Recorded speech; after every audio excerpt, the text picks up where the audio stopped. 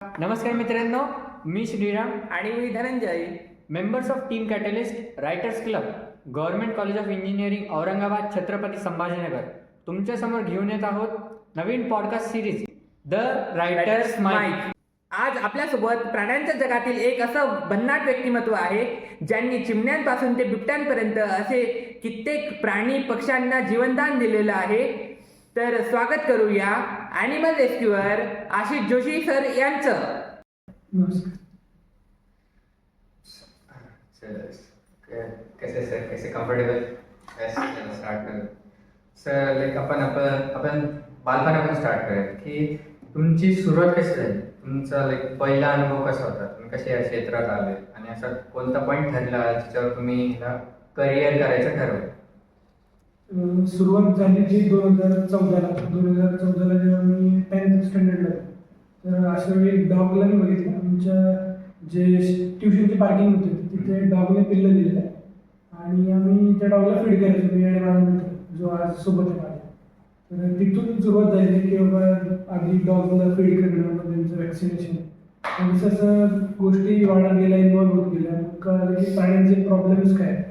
समजा street dogs आहेत तर त्यांचा खाण्याचा एक इश्यू आहे, किंवा बरेचसे डॉग्स आहेत तर त्यांचा राहायचा इश्यू आहे, किंवा काही जण आजारी आहेत तर त्यांचा ट्रीटमेंटचा इश्यू आहे, प्रॉब्लेम आहे. माझ्या फॅसिलिटी आपल्या सिटीमध्ये नाही. मग त्याच्यापैकी एक डॉग मी जो अडॉप्ट केला त्याच पिल्लांपैकी. तर मग तिथून मग हळूहळू कम्युनिटी वाढत गेली. मग डॉग्स, कॅट्स, मग गाई, मग वन्यजीव, मग साप आणि आता पण बिबट्यापर्यंत पोहोचले. मग तुम्ही असा एक्सपिरियन्स शेअर करू शकता का की एकदम पॉईंट कोणता होता जेव्हा तुम्ही ठरवलं की याला करिअर करायचं आता, कारण की तुम्ही पहिल्यापासून सुरुवात केली होती, तुम्ही पार्ट टाइम करत होते असं आम्ही ऐकलं, तर मग तुम्ही कोणत्या फुल टाइम करायचं ठरवलं कधी. काय झालं की जसं जसं इन्व्हॉल्वमेंट वाढत गेली, प्राण्यांच्या समस्या जसं जसं कळत गेल्या, तसं एक मोमेंट होतं की किती आपण द्या की ते एक मोमेंटला कमी पडत होतं. म्हणजे आपण एका प्राण्याला ट्रीट केलं, एका प्राण्याला बरं केलं, त्याला पुन्हा निसर्गात सोडलं, तर दुसरा प्राणी तयार असायचा, त्याला काहीतरी येतं. एक झालं की एक झालं की कुठेतरी या गोष्टींना लिमिट नव्हती की एक प्राणी येतात आहे, त्यांना गरज आहे. आणि अशा वेळी कुठेतरी त्यांच्यासाठी कॉन्क्रीट इन्फ्रास्ट्रक्चर उभं करणं किंवा कॉन्क्रीट इन्फ्रास्ट्रक्चर असणं गरजेचं आहे. हे जेव्हा कळालं तेव्हा ठरवलं की काहीतरी आपल्याला असं करावं लागेल आपल्या शहरासाठी की जिथे ॲटलिस्ट त्या प्राण्यांना उपचाराची गरज आहे, त्या प्राण्यांना निवाऱ्याची किंवा आपल्या मदतीची गरज आहे, तर ते बिना मदतीचे पुढे गेलेले पाहिजे. तुम्ही जो निर्णय घेतला, लोकांचे खूप क्रिटिक करतात अशा, कारण की हे करिअर खूप असं रिस्की वाटतं लोकांचं, कारण की असं स्टेबल वगैरे लाईफ नाही वगैरे, म्हणून मग घरच्यांचे रिएक्शन काय होते जेव्हा तुम्ही त्यांना सांगितलं की आम्ही हे निवडतोय म्हणून. मुळात हे करिअर म्हणून नाही बघत मी एक ही रिस्पॉन्सिबिलिटी म्हणून बघतो. माझं करिअर हे आर्किटेक्चरमध्ये आहे आणि हे जे रेस्क्यू आणि बाकी सगळ्या गोष्टी चालतात हे ॲज अ सोशल रिस्पॉन्सिबिलिटी म्हणून आम्ही एक म्हणतो की आपण प्रत्येकजण काही ना काही समाजाचं देणं लागतो, निसर्गाचं देणं लागतो.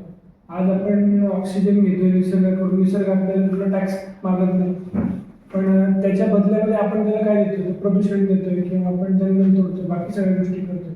कुठेतरी आपण आपल्या परीने काहीतरी दिलं पाहिजे निसर्गाचं, आपण एक देणं लागतो. माणसाचा एक जन्म आपल्याला मिळाला, तर मग अशा भावनेतून हे काम सुरू झालं आणि जबाबदारी म्हणून कुठेतरी याला एका मोठ्या लेवलला घेऊन जायचं, जेणेकरून आपल्या शहरातल्या किंवा आपल्या शहराच्या आसपासचे असे कुठलेही वन्यजीव किंवा प्राणी नसावं की ज्यांना उपचाराअभावी त्यांचा मृत्यू झाला किंवा त्यांच्यापर्यंत आपण मदत पोहोचवू शकलो नाही. या भावनेतून काम सुरू झालं. साहजिकच सुरुवातीला या गोष्टींबद्दल अवेअरनेस नसल्यामुळे लोक थोडेसे कन्फ्यूज असतात किंवा मग त्यांना वाटतं की काय ह्याच्यात काय असं का बरं करतात किंवा ह्याच्याने काय होणार. पण जसं जसं वेळ जातो तसं तशा गोष्टी पुढे जातात आणि जसे जसे लोकांना रिझल्ट्स दिसतात समाजातल्या घटकांना किंवा आपल्या शेजाऱ्यांना, आपल्या घरच्यांना, तसं त्यांनाही कुठेतरी समाधान वाटतं की आपणही काहीतरी याच्यात आपलं योगदान दिलं पाहिजे आणि लोक स्वतःहून जोडले जातात. आणि जो तुमचं जसं तुम्ही करिअर पॉईंट करायचं ठरवलं तेव्हा म्हणजे तुम्ही रिस्पॉन्सिबिलिटी म्हणूनच घेता त्याला, मग तो फर्स्ट एक्सपिरियन्स कसं होता त्याच्यात, म्हणजे नेमकं काही अडचणी आल्या का फर्स्ट रेस्क्यूमध्ये, किंवा आणि तो सक्सेसफुल कसा पार पाडला तुम्ही तुमच्या टीममध्ये. रेस्क्यू करताना दोन गोष्टी मेजर असतात. आपले रिसोर्सेस, मग त्याच्यामध्ये फायनान्शियल रिसोर्सेस, मेडिकल रिसोर्सेस, ते जर नसेल तर आपण नाही रेस्क्यू करू शकत. त्याच्यामुळे पहिल्यांदा समजा आता कोणी जर यंग मुलं बघत असतील तर आपले जोपर्यंत रिसोर्सेस स्टेबल होत नाही तोपर्यंत आपण एखाद्या प्राण्याला मदत आपल्याला जशी पाहिजे तशी करू शकणार नाही. समजा मी विद्यार्थी आहे आणि मी शिक्षण चालू आहे, तर मग अशा वेळी आपण आपल्या घरच्यांवर आर्थिक बोजा देऊन त्या प्राण्याला मदत करणं हे एका लिमिटपर्यंत आपल्या घरचे आपल्याला करतात. पण if you are financially independent you can do things more better in your way. तर ते फायनान्शियल फ्रीडम जोपर्यंत येत नाही तोपर्यंत थोडंसं आपण करिअरवर फोकस करणं गरजेचं आहे. जे की मी आर्किटेक्चरचं पूर्ण केलं, आर्किटेक्चर कम्प्लीट झालं, मास्टर्स कम्प्लीट झालं आणि मग तोपर्यंत माझी पॅरलल जर्नी चालू होती आणि आज ती कुठेतरी फुल टाईम आहे. तुम्ही मग आर्किटेक्चरमध्ये डिग्री घेतली, त्यानंतर मग हे फुल टाइम करिअर कसं केलं आणि तुम्ही फ्रीलान्स आर्किटेक्ट आहात, मग त्याचा जॉब कसा करतात आणि दोघं मॅनेज कसं करता येते तुम्हाला? मुळात काय होतं, सुरुवातीला एवढी रिस्पॉन्सिबिलिटी नव्हती, एवढे कॉल्स नव्हते, प्राण्यांचे एवढं काम मोठ्या स्तरावर नव्हतं जे आज आम्ही जिल्हा लेवलला काम करतो. तर सुरुवातीला मॅनेज होऊन जायचं, पण जसे जसे कॉल्स वाढत गेले, प्राणी वाढत गेले, जबाबदाऱ्या वाढत गेल्या, टीम मोठी झाली, काम मोठं झालं, तसं तसं कुठेतरी आर्किटेक्चरचं जे होतं माझं प्रोफेशन ते थोडं कॉम्प्रोमाइज व्हायला लागलं. पण मग आता असं झालं की आर्किटेक्चरचं काम मोस्टली रात्रीच्या वेळेला होतं आणि फील्ड रिस्पॉन्स किंवा मग रेस्क्यूचे जे काम आहेत तर ते डे टाईमला होतं. ऑब्व्हियसली रात्रीच्या वेळेलाही बऱ्याच वेळा कॉल येतात, पण मग अशा वेळी ॲडजस्ट करावं लागतं, तुम्हाला लॅपटॉप सोबत घेऊन करण्यासाठी. मग आतापर्यंतची जी जर्नी आहे ती कशी होती आणि त्या जर्नीमध्ये तुम्हाला फनी पण काही अनुभव भेटले असतील, काही थ्रिलिंग असतील, रेस्क्यू खूप थरारक होता आणि त्यानंतर काही इमोशनल म्हणजे तुम्हाला भावनिकरित्या खूप कसं तरी वाटायला लागलं, असे काही अनुभव असतील ते जाणून घ्यायचे. 100% भावनिक अनुभव म्हणजे ज्या प्राण्यापासून, ज्या डॉगपासून ही जर्नी सुरू झाली 2014 तर तो 2019-20ला कोविडच्या काळामध्ये आजारी पडलेला होता. तर तेव्हा कुठेतरी म्हणजे ज्या प्राण्यापासून आपल्याला या सगळ्या गोष्टी कळाल्या, आपल्याला जबाबदारीची जाणीव झाली, रिस्पॉन्सिबिलिटी आपली आहे एक समाजाचा, आपण काहीतरी देणं लागतो, या गोष्टी जेव्हा आपल्याला कळायला लागल्या आणि तोच प्राणी आपल्यासोबत नाही आहे किंवा तो प्राणी कुठेतरी म्हातारा होत चाललाय, वयोवृद्ध होत चाललाय आणि 2022-23ला तो वयाच्या म्हणजे म्हातारपणाने त्याच्या डेथ झाली. तर that was a turning point की कुठेतरी आपण म्हणजे कमी पडतोय किंवा कुठेतरी आपण वीक पडतोय अशी भावना मला निर्माण. शेवटी एवढी 12-15 वर्षाची अटॅचमेंट असते आणि ज्या प्राण्यामुळे आपल्याला सगळ्या गोष्टी कळायला लागल्या तोच जर आपल्यासोबत नाही तर कुठेतरी थोडासा माणूस इमोशनली ड्रेन होतो. तर तो एक खूप भावनिक क्षण होता की आपण कोपअप करायला खूप टफ असतं, पण मग आपण इमोशनल झालो की मग आपलं काम पूर्ण झालं, ज्याने आपल्याला जबाबदारीची जाणीव करून दिली, ज्या प्राण्यामुळे सनी नाव होतं. तर मग त्याच्यामुळे या गोष्टी आपल्याला कळाल्या आणि तो जरी आपल्यासोबत नाही तरी त्याने आपल्याला एक मोटिव्ह दिला की बाबा या ठीक आहे माझ्यापासून या गोष्टी कळाल्यात पण या गोष्टी पुढे घेऊन जायच्या, कारण मग ती एक आठवण आहे त्याची.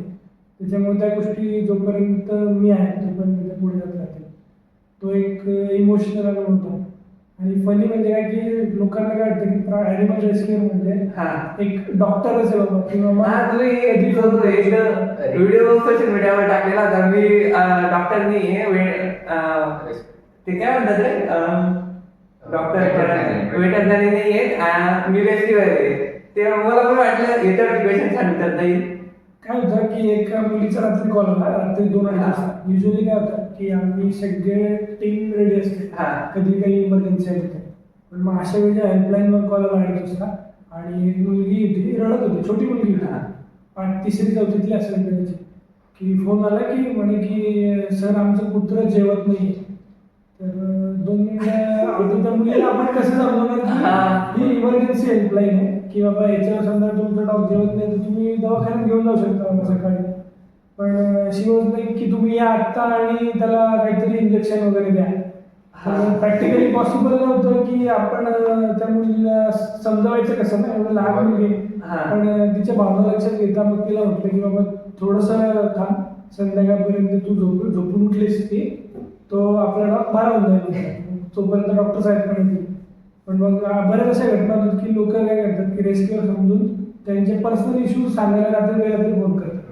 तर कुठेतरी ते थोडंसं फनी वाटतं आणि थोडंसं कुठेतरी ते लोकांनी पण लक्षात घेतलं पाहिजे की हे जरी रेस्क्यू असले तरी यांना पण झोप आहे किंवा यांना पण लाईफ आहे बाबा, की रात्री बेरात्री फोन होतात आणि त्यांचे पर्सनल इश्यूज लोक शेअर हा. करतात. ठीक आहे, ते भावनिक असतात किंवा आपण रेस्क्यू हेल्पलाईन किंवा आपण फ्रस्ट्रेट झालो किंवा आपण इमोशनल झालो तर आपण पोलिसांना फोन करतो ना, अग्निशमन दलाला फोन करतो ना.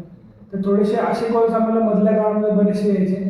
ते थोडंसं फनी होतं की लोक त्यांचे भावना मांडतात की आमच्या कॉलनीमध्ये कुत्रे खूप झाले, तुम्ही उचलून घेऊन जा, किंवा आमच्या अपार्टमेंटमध्ये मांजरीने पिल्ले दिले, तर तुम्ही मांजरी सगळ्या पिल्लांना घेऊन जा. तर थोडासा अवेअरनेस नसल्यामुळे कदाचित लोक असे फोन करत असतात. पण ते एक प्रकारे फनी आहे की अशा घटना नाही व्हायला पाहिजे, पण त्या युजली अज्ञानातून होत असतात. आणि थ्रिलिंग अनुभव. थ्रिलिंग अनुभव म्हणजे काय आहे की एकदा निलगाय होती जालन्याला, विहिरीत पडलेली. हा. आणि जवळपास विहीर आहे 80 फूट खोल आणि तो जवळपास 250-300 किलोचा प्राणी. त्याला वर तर काढायचं आहे आणि टेम्परेचर तिथे 8 आणि 9 टेम्परेचर, म्हणजे आपणही थंडीमध्ये जाम, त्याच्यामध्ये ती निलगाय बऱ्याच तासांपासून पडलेली ती पण जाम. आणि 300-400 किलोचं जनावर जेव्हा आपल्या अंगावर येतं तेव्हा आपण पाण्यामध्ये डिफेंड नाही करू शकत, स्वतःला पण नाही आणि त्या प्राण्याला पण नाही.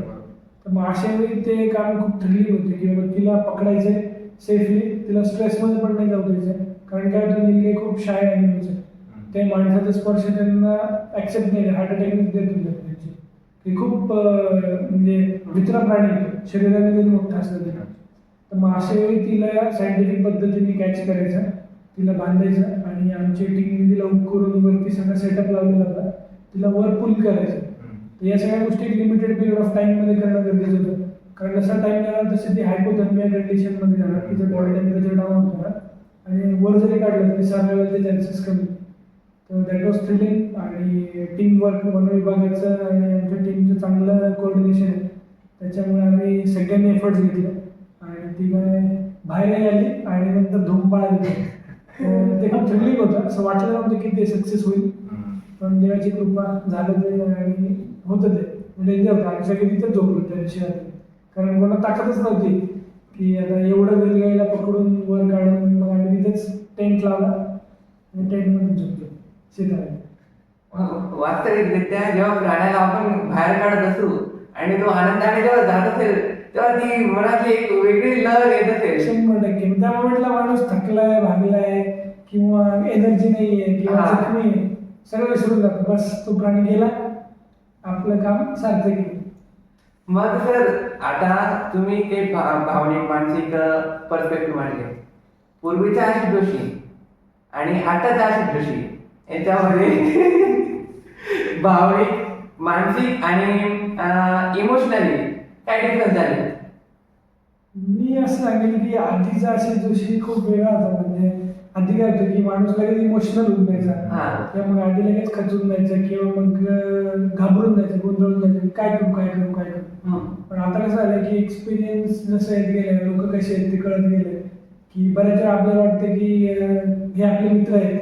बऱ्याच वेळा सगळ्यांसोबत होतं की आपल्याला वाटतं की आपला एखादा मित्र आहे, जवळचा माणूस आपला मित्र आहे, आपण त्याला मित्र मानतो, पण तो आपल्याला मित्र मानतोय का, तो आपल्या कठीण काळामध्ये आपल्यासोबत उभा आहे.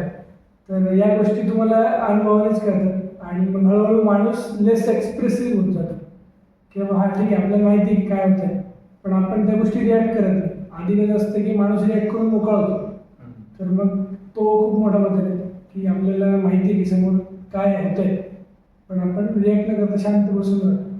तर आय गेस त्याला मॅच्युरिटी म्हणता येईल किंवा मग अनुभव म्हणता येईल.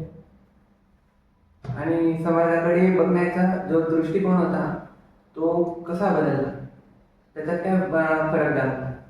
आधी काय व्हायचं की जेव्हा आम्ही काही प्राण्याला मदत करायला यायचो किंवा असं जेव्हा हेल्पलेस फील करायचो की लोक स्वतःहून का पुढे येते, मदत का करत नाही, किंवा त्यांना दिसतंय की असा असा प्राणी तो आजारी आहे, जखमी आहे किंवा त्याला मदतीची गरज आहे, तर मग लोक आपण याची वाट का बघतात किंवा मग कधी कधी आपण यायला किंवा लोकांनी आपल्याला कळवायला उशीर होतो. आणि अशा वेळी जेव्हा एखादा प्राणी जगावतो तेव्हा सुरुवातीला वाईट वाटायचं की असं का होतंय. पण आता आम्ही जसं रेस्क्यू करतो हा एक पार्ट झाला, तसं आम्ही जनजागृती पण करतो. त्याच्यामुळे बदल जो नोटीस केला मी की आम्ही यायच्या आधी बऱ्याचशा गोष्टी लोक त्या प्राण्याला स्टेबल व्हावं किंवा त्या प्राण्याला मदत मिळावी किंवा तो प्राणी स्ट्रेसमध्ये जाऊ नये म्हणून त्यांनी उपाययोजना केलेल्या असतात. तर जेणेकरून आम्ही जेव्हा तिथे पोहोचतो तेव्हा ती आम्हाला खूप मदत होते की ऑलरेडी प्राणी स्पेसमध्ये नसतो, स्टेबल झालेला असतो किंवा सुरक्षित असतो. तर हा बदल जो घडला आहे, तर तो जे आम्ही वर्षभर जे जनजागृती अभियान घेतो की प्राणी दिसलाय, जखमी, आजारी आहे, जसं आता नायलॉन मांजेचं महानगरपालिकेचं खूप सुंदर अभियान चालू आहे. हो. आपले कमिशनर साहेब जे श्रीकांत सर त्यांनी स्वतः पुढाकार घेऊन प्रत्येक शाळांमध्ये नायलॉन मांजे विरोधात त्यांनी जनजागृती मोहीम चालू केली. त्याचा परिणाम असा झाला की मागच्या वर्षी आमच्याकडे जवळपास आत्तापर्यंत 100-125 नायलॉन मांजे जखमी पक्षी आलेले असायचे, तर आज फक्त 4 पक्षी आहेत. तर हा खूप मोठा बदल घडला आहे आणि याचं क्रेडिट आपण म्युन्सिपल कॉर्पोरेशन आपले कमिशनर साहेब त्यांनी आधीच प्लॅनिंग करून सगळ्या गोष्टी व्यवस्थित नियोजन करून त्याची कारवाई पण केली.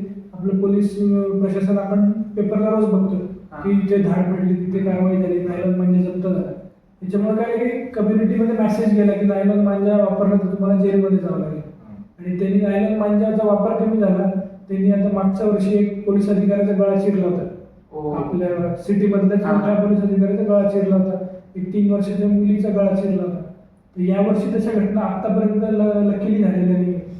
हे झालं फक्त माणसांचं, पण कुठे ना कुठे वर्षभर पक्षी आणि प्राणी पण सफर करायचे नायलॉन मांजामुळे. तर त्या महानगरपालिकेच्या स्मार्ट सिटीच्या त्या इफेक्टिव्ह अवेअरनेस कॅम्पेनमुळे या गोष्टींमध्ये पण खूप फरक पडला. आम्हाला आतापर्यंत बरेच कमी कॉल आले आणि आमचा प्रयत्न असा असतो की कॉल येऊच नाही. मुळात काही कुठला पक्षी आम्हाला कॉल जेव्हा येतो तेव्हा एखादा प्राणी आजारी असतो, जखमी असतो, पण आमची प्रार्थना की आमचा थॉट हाच असतो की कॉल येऊ नये, कुठल्या प्राण्याला सफर करावं लागू नये किंवा कुठला प्राणी कुठल्या संकटात सापडूच नये. तर हे केव्हा साध्य होईल, जेव्हा जनजागृती होईल, जेव्हा गावागावात, खेड्यापाड्यात किंवा ग्रामीण भागामधल्या विद्यार्थ्यापासून म्हाताऱ्या माणसापर्यंत वन्यजीवांबद्दल किंवा त्यांच्या आसपास राहणाऱ्या प्राण्यांबद्दल माहिती पोहोचेल. जर मुलांना लहानपणीच कळलं की मांजेचे दुष्परिणाम काय, तर मुलं मोठे झाल्यावर किंवा आई वडिलांकडे ऍक्टच करणार नाहीत की मला नायलॉन मांजा पाहिजे किंवा पतंग उडवायचं आहे. कारण त्यांनी ती भयावह परिस्थिती बघितली. कोणाची मान कटल्या जाते, कोणाचे पंख कापल्या जातात, कोणी वर फाशी बसून बरेचसे कबूतरची डेथ झालेली आपण सोशल मीडियावर किंवा पेपरला बघितलं असेल. तर मग अशा वेळी नंतर ऍक्ट करणं, रेस्क्यूचा हे काय की एखाद्याला अपघात झाल्यानंतर तिथे जाणं आणि त्याला वाचवणं, त्याच्यापेक्षा अवेअरनेसचा उपयोग असा आहे, अवेअरनेसचा परिणाम असा आहे की आपण ती घटना होऊच नाही किंवा ती झाल्यानंतर आपल्याला पहिल्यांदा काय करायचं हे जनजागृतीतून कळतं.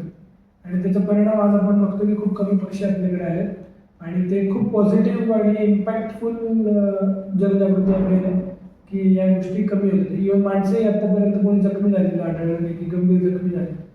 That is achievement of municipal corporation I guess. आणि अगदी तो चायना मांजा, त्यानंतर नायलॉन मांजा, अगदी ते इतके धारदार असतात. जर अगदी तो खेळ आहे पेजमध्ये माझी पतंगाते का तुझी पतंग, आणि त्या नादामध्ये आपण किती लोकांना घात करतो आपल्यालाच माहित नाही. अगदी अप्रत्यक्षरित्या कोणी मेलं पण ते पतंग उडवायला जो उडवतो त्याला नाही कळत, मात्र त्याचा जीव तर गेला. आणि अगदी जो उडवतो त्याच्या बोटाला कितीतरी प्रोटेक्शन द्यावं लागतं त्याला, आणि मग उडवता येते ती पतंग. आम्हाला आमच्याकडे मागच्या वर्षी एक आपल्याकडे युरोपमधून एक पक्षी येतो ऑस्ट्रे इगल म्हणून. तर तो फक्त आपल्याकडे जायकवाडीला येतो, जायकवाडीला फीडिंग येतो आणि जो पर्टिक्युलर मासे खाणारा तो आणि समुद्रातून शिकार करणारा प्राणी, खाडीतून समुद्रातून शिकार करणारा मोठा पक्षी येतो ऑस्ट्रे. तर तो आपल्याकडे येतोय हे आपला म्हणजे काय म्हणतात त्याला, आपलं एक प्रकारचा पाहुणा येतो आपल्यासाठी की तो युरोपियन कंट्रीज मधून आपल्याकडे येतो, इथे जायकवाडीमध्ये राहतो, इथे शिकार करतो, इथे ब्रीडिंग करतो, नेस्टिंग करतो आणि नंतर पुन्हा युरोपला निघून जातो. तर मग आपण आपल्याकडे आपल्या शहरात येणारे जे पाहुणे आहेत त्यांचं स्वागत नायलॉन मांजाने करायचं आहे का, कुठेतरी आपण बघितलं पाहिजे. कारण आम्ही मागच्या वर्षी अशी घटना झाली की तो युनिव्हर्सिटीच्या भागातून जेव्हा तिकडे चाललेला जायकवाडीकडे, तेव्हा अशा नायलॉन मांजाच्या तडाख्यात सापडला आणि त्याची बॉडी आणि पंख वेगळा झाला आणि तो अक्षरशः रक्ताच्या धारणात पडतो. तो एवढा मोठा गरुड आहे, त्याला उचलायला पण किंवा त्याला मदत जरी करायची इच्छा असली कोणाची तरी कोणी हिंमत करू शकत नाही. आम्ही पोचलो, त्याला रेस्क्यू केलं, पण त्याच्या शरीराची अवस्था बघता प्रचंड ब्लिडिंग झाली आणि समजा आपला हातच जर आपल्या बॉडीपासून वेगळा झालाय, त्याचं आयुष्य त्याच्या पंखांवर आहे, तो युरोपला परत उडून कसं जाणार. आणि कुठेतरी नायलॉन मांजामुळे आपण तेव्हा ठरवलं की कुठेतरी थांबलं पाहिजे, आपल्या शहरात येणाऱ्या प्राण्यांचं स्वागत आपण अशा पद्धतीने केलं पाहिजे. हा एक मोठा प्रश्न आहे, त्याच्यामुळे ते थांबवलं पाहिजे. सर तुम्ही एवढं इफिशियंटली वर्क करता, तुम्ही त्याला रिस्पॉन्सिबिलिटी म्हणून बघता एक सामाजिक, आणि त्याच्यानंतर जसं की तुम्ही जसं स्टार्ट केलं हळूहळू आणि तुम्हाला लोक मग जसं रेकग्नाईज करू लागले तुमच्या वर्कला, तुमच्या एफर्टला ॲप्रिशिएट करू लागले, तर मग तेव्हाची फिलिंग कशी होती आणि कसं वाटलं तुम्हाला? कारण की जसं तुमचा एक्सपिरियन्स होता की तुम्ही झाडांची लागवड केली होती आणि लोक तुम्हाला ॲप्रिशिएट करू लागले त्याच्याबद्दल, तर मग तेव्हा कसं वाटतं तो एक्सपिरियन्स आहे? काय होतं, सुरुवातीला आपण जेव्हा काम करतो तेव्हा सुरुवातीला 100% काहीतरी वेगळं काम होतं, तर लोक सुरुवातीला जज करणार किंवा मग तुम्हाला हसणार किंवा थोडंसं आपल्याला कम्पेअर करणार. किंवा प्रत्येकाचं काय असतं की आईवडिलांचं आपल्या भावना अशी असते की मुलांच्या पॅशनच्या अगेन्स्ट नसतात. कुठलेच आईवडील जे आहेत ते आपल्या मुलांच्या पॅशनच्या अगेन्स्ट नसतात. त्यांना फक्त आपल्या मुलाला गरीब बघायचं नसतं किंवा आपल्या मुलाला अनसक्सेसफुल बघायचं नसतं. तू कर बाबा, तू जे करतोय तू कर. आपल्या घरचे आपल्या पॅशनला कधीच अपोज करत नाही, पण त्यांचं म्हणणं काय असतं की पॅरलली तू तुझं शिक्षण सुद्धा पूर्ण कर. तर मग बऱ्याच वेळा कसं व्हायचं, आर्किटेक्चर सुरू असताना या ॲक्टिव्हिटीज चालायच्या तेव्हा घरच्यांसोबत बाकीच्यांनाही असं वाटायचं की बाबा हे घेतले की बाबा तू आर्किटेक्ट आहे किंवा बाबा या सगळ्या गोष्टीत तर तू रस्त्यावर काय झाडं लावतोय किंवा मग साफसफाई करतोय आम्ही प्रत्येक चौकात एक चौक एक झाड, आम्ही असा एक उपक्रम राबवला होता. आपण बऱ्याच वेळ बघितलं असेल की पीरबाजार चौकामध्ये पिंपळाची झाडं लागलेली आहेत किंवा सेवरीच्या चौकामध्ये पिंपळाचं झाड लागले. तुम्हाला त्या चौकात पिंपळाची झाडं दिसतील लागलेले प्रत्येक चौकात. तर ते आम्ही तेव्हा महानगरपालिकेसोबत एक चौक एक झाड आमचा उपक्रम होता, तर त्या अंतर्गत लावायचो. तेव्हा लोक म्हणजे काय चौक रोज शनिवार स्वच्छ करतात किंवा मग एक ग्रुप आहे, त्या ग्रुपसोबत आम्ही डिवायडरवर प्लांटेशन करायचो झाडांचं. कारण मुंबई पुण्यामध्ये बघा जे काही झाडं मोठी ती डिवायडर करतात. आणि आज आपल्याकडे असं आहे की बायपासला तुम्हाला जायचं उन्हाळ्याच्या पिरियडमध्ये तर शोधावी लागते सावली. तुम्हाला बायपासला एकही झाड दिसणार नाही. तुम्ही कुठेही जा बायपासला तुम्हाला झाडच दिसणार नाही. तर मग कुठेतरी विकासात आपण निसर्गाला मागे टाकले. तर मग या गोष्टी होऊ नयेत म्हणून सुरुवातीला आज चालू झालं. सुरुवातीला लोक असायचे की हा अरे काय झाड जगणार नाही, रोड साईडला लोक गाड्या घालतात किंवा मग प्रदूषणाचं एवढं आहे किंवा मग त्याला पाणी कोण घालणार. मग वर्ष 2 वर्षांनी झाडं मोठी झाली, मग लोक स्वतःहूनच आम्हाला पाणी घालायला मदत करायला लागले की आम्ही पण तुमच्यासोबत येतो किंवा आम्हाला तुमच्यासोबत जॉईन व्हायचं आहे, आम्ही काय करू. मग अशा वेळी मग कामाची रिस्पॉन्सिबिलिटी पण वाढली आणि कामाचा स्केल पण वाढला.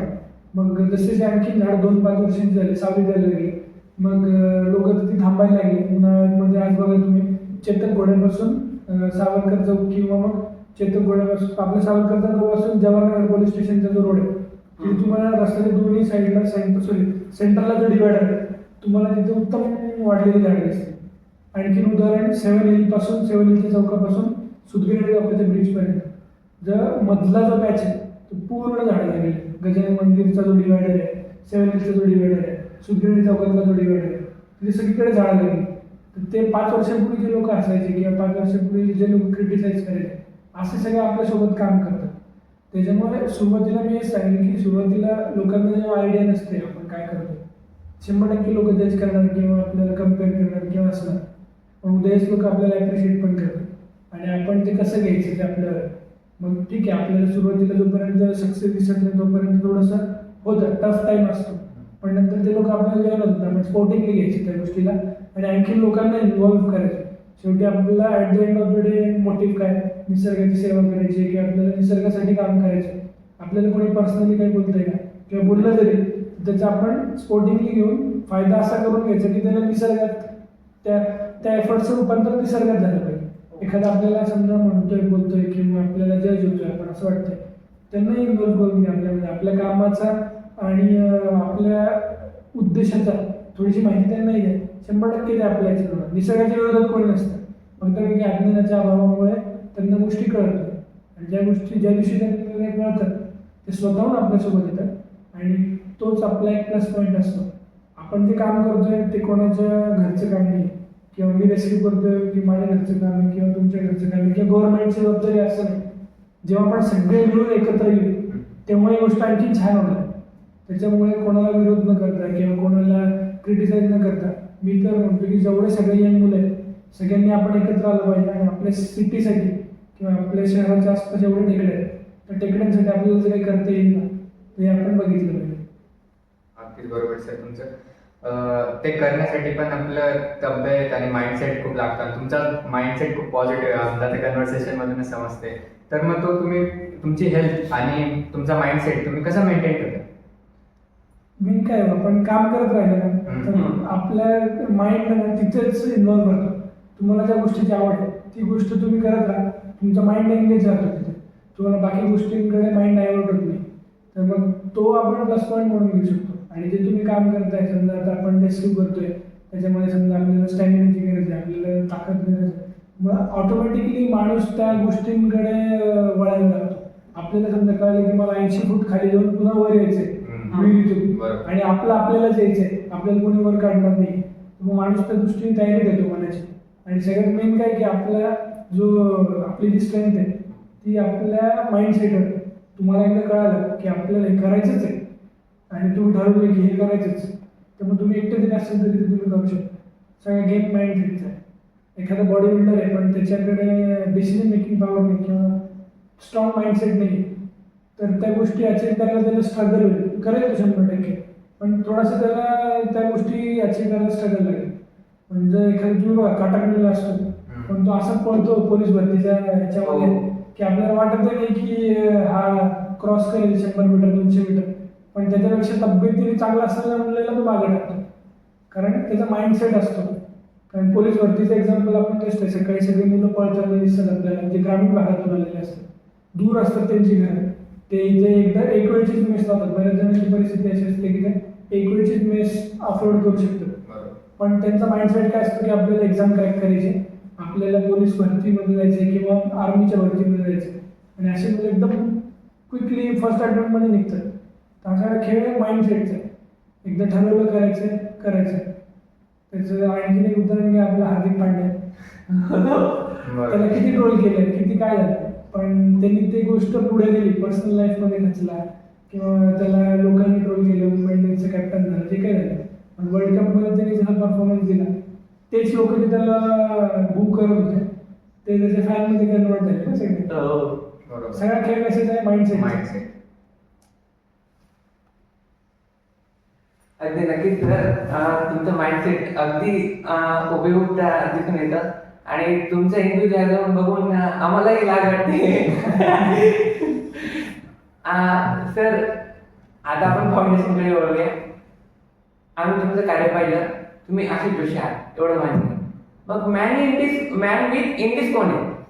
मॅन विथ इंडिज म्हणजे काय की अशी माणसं की जे इंडिजिनियस प्राण्यांसाठी काम करते. म्हणजे इंडिजिनियस म्हणजे भारतीय वंशावळीचे. जे भारतीय प्रजातीचे प्राणी आहेत, म्हणजे इन शॉर्ट काय की जे आपल्या आसपास राहणारे निसर्गातले भारतीय ह्याचे प्राणी आहेत. म्हणजे समजा आता आपण उदाहरण घेऊ सगळ्यात बेस्ट, आपला जो स्ट्रीट डॉग आहे तो इंडी आहे, आपण त्याला इंडी म्हणतो, किंवा मग तो देशी कुत्रा आहे.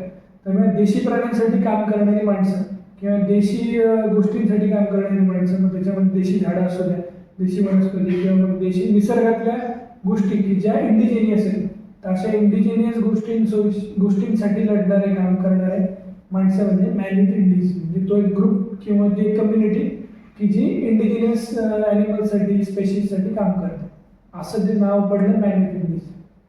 मग 2022 मध्ये तुम्ही जे तुमचं फाउंडेशन होतं ते रजिस्टर केलं, गव्हर्नमेंट रित्या ते रजिस्टर केलं. हां, मग त्याची गरज काय पडली? कारण तुम्ही पण त्याच्या अगोदर पण त्याच्यासाठी एफर्ट देत होता. मग असे कोणते पर्स्पेक्टिव्ह होते की ज्यांनी ते करायला भाग पाडलं किंवा ते करावं लागलं आपल्याला? काय होतं की इंडिव्हिज्युअल लेवलला काम करणं आपण एका लिमिटपर्यंत काम करू शकतो. आणि जसं मी आता सुरुवातीला आधी म्हटलं की आपल्याला हे सगळ्यांना एकत्र मिळून काम करायचं. हे कोणा एकट्या माणसाचं काम नाही. एका माणसाने जरी ठरवलं तरी तो बदल एवढा घडवून आणू शकत नाही, तो बदल त्याच्या पुरता मर्यादित राहतो. पण जेव्हा एक कम्युनिटी एकत्र येते किंवा समजा जेव्हा एक समूह एकत्र येऊन काम करतो, तर तेव्हा त्या कामाचा परिणाम दूरपर्यंत पोहोचतो. तर मग अशा वेळी एक हा जो थॉट सुरू झाला होता मॅन विथ इंडिजचा, तो कुठे आमच्या 2-3 मुलांपुरता 8-10 मुलांपुरता मर्यादित न राहता तो पूर्ण आपल्या संभाजीनगर, जालना या वेगवेगळ्या भागांमध्ये किंवा जिथे प्राण्यांना गरज आहे किंवा जिथे अशा गोष्टींची गरज आहे, जिथे संवर्धनाची निसर्गाची गरज आहे, तर त्या लोकांपर्यंत पोचावा. तर त्यासाठी आम्ही ऑर्गनायझेशन स्थापन केली की जेणेकरून आपण जरी नसलो तर मेन काय की हा निसर्ग आपल्या आधी पण होता, आपल्या नंतर पण होता. आपण आज रेस्क्यू करतोय म्हणून प्राणी जिवंत आहेत का? नाही. आपण नसतो पण तरी दुसरा असता त्यांनी निसर्गाचे काम केले असतं, प्राण्यांना वाचवलं असतं. मग आपण गेल्यानंतरही या गोष्टी कंटिन्यू चालत राहिल्या पाहिजेत. समजा उदाहरणार्थ एखादं हॉस्पिटल आहे की त्याच्यामध्ये डॉक्टर आहेत, डॉक्टरांनी त्यांची सेवा दिली, डॉक्टर रिटायर झाले, त्याच्या जागी नवीन डॉक्टर येतात, पण सेवा थांबते का, काम थांबतं का, प्राण्यांचे उपचार थांबतात का? नाही. तर त्याला काय की आपल्याला मोठ्या लेवलचं स्वरूप जर द्यायचं आहे, तुम्हाला एक कॉन्क्रीट एस्टॅब्लिशमेंट जर करायची तर तुम्हाला या गोष्टी करणं भाग आहे. कारण आज तुम्ही आहे, उद्या आज आपले हातपाय चालतात, आपण 40-45 वर्षापर्यंत प्राण्यांची सेवा करू शकतो. तिथून पुढे काय, तिथून पुढे यंगस्टर्स येतील, त्याच्या आधीच यंगस्टर्स येतील, आपलं काम टेक ओव्हर करतील आणि ते हे काम पुढे घेऊन जातील. कारण प्राणी येत राहणार, माणसांचा आणि प्राण्यांचा संघर्ष होत राहणार. कुठेतरी या गोष्टी कमी झाल्या पाहिजेत, कुठेतरी या गोष्टी कंट्रोलमध्ये यायला पाहिजे.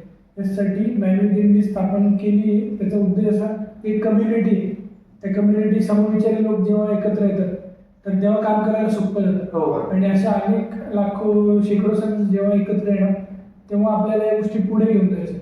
त्याच्यासाठी आम्ही एक ऑर्गनायझेशनची स्थापना केली, जी ऑर्गनायझेशन मी कधीच म्हणत नाही की ही माझी, ही ऑर्गनायझेशन आपली.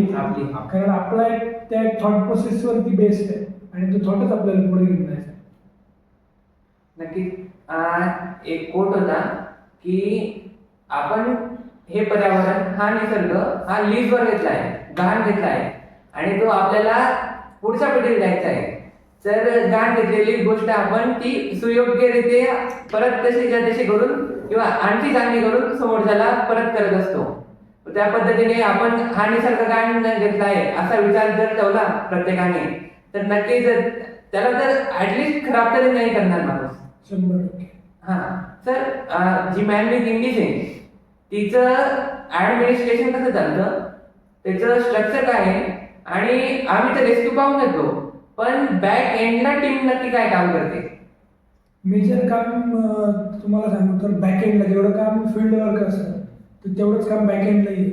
म्हणजे वेगवेगळ्या गोष्टींचं प्रेझेंटेशन बनवणे, जसं आता सोशल मीडियाचेच हँडल सांभाळणे, that is a bigger part. अजून आमचं यूट्यूब नाही आहे, यूट्यूब चालू झालं आणखीन हे वाढेल, म्हणजे कामाचा लोड वाढेल. युट्यूब चॅनल होतं ना सर, मी चेक केलंय. हां, ते काय ऍक्टिव्ह नाही आहे, 2-3 वर्षापूर्वी सुरू केलेलं. पण मग काय होतं की फील्ड रिस्पॉन्स एवढा आमचा प्रॉम्प्ट आहे तर मग या बॅकएंडच्या गोष्टींकडे वेळ थोडासा आम्हाला देता येत नाही, त्या गोष्टीचं लिमिटेशन आहे. तर बॅकएंडची जी टीम आहे ती त्यांचा रोल वेगळा असतो किंवा म्हणजे फील्ड रिस्पॉन्स आहे त्यांचा रोल वेगळा असतो. आपल्याला काय असतं की रेस्क्यूमध्ये जे फील्डवर काम करणारी मंडळी आहेत तर ती सगळी दिसतात, वन विभागाचे कर्मचारी दिसतात. तसं वन विभागाचा पण वेगवेगळे भाग आहेत की एक फील्ड रिस्पॉन्स असतो, एक ऑफिस बेस्ड असतं. तसं कुठली ऑर्गनायझेशन यशस्वीरित्या चालवायची तुम्हाला तर तुम्हाला बॅकएंडची टीम स्ट्रॉंग असणं गरजेचं आहे, तशी तुमची फील्डची टीम स्ट्रॉंग असणं. त्याच्यामुळे दोन्हींचा बॅलन्स करावा लागतो आणि या दोन्ही चालतात तेव्हाच तुमचं काम पुढे जाईल. आता सोशल मीडियाविषयी आपण बोललो, यूट्यूब, इंस्टाग्राम इत्यादी सोशल मीडिया आहेत. सोशल मीडियावरती आम्ही तुमचा जो एक व्हिडिओ पाहिला ज्याच्यामध्ये विहिरीत पडलेला एक बिबट्या तुम्ही वाचवला. मग तो जो अनुभव होता तो थरारक होता आणि मग त्याचा अनुभव कसा होता, कॉल आल्यापासून ते बिबट्या वाचवण्यापर्यंत. आणि अशा वेळी जे वन विभाग असतं, जसं तुम्ही आता बोलले, तर ते वन विभागाबरोबर कोलॅबरेशन कसं असतं? सगळ्यात मेन जेव्हा कॉल येतो ना की अशा भागामध्ये बिबट्या पडलाय तर मुळात त्या गावामध्ये थोडी पॅनिक सिच्युएशन असते किंवा लोकांना बघायचं पण असतं, आतुरता असते, क्युरिओसिटी असते, उत्सुकता असते की बाबा नेमकं बिबट्या विहिरीत पडलेला दिसतो कसं.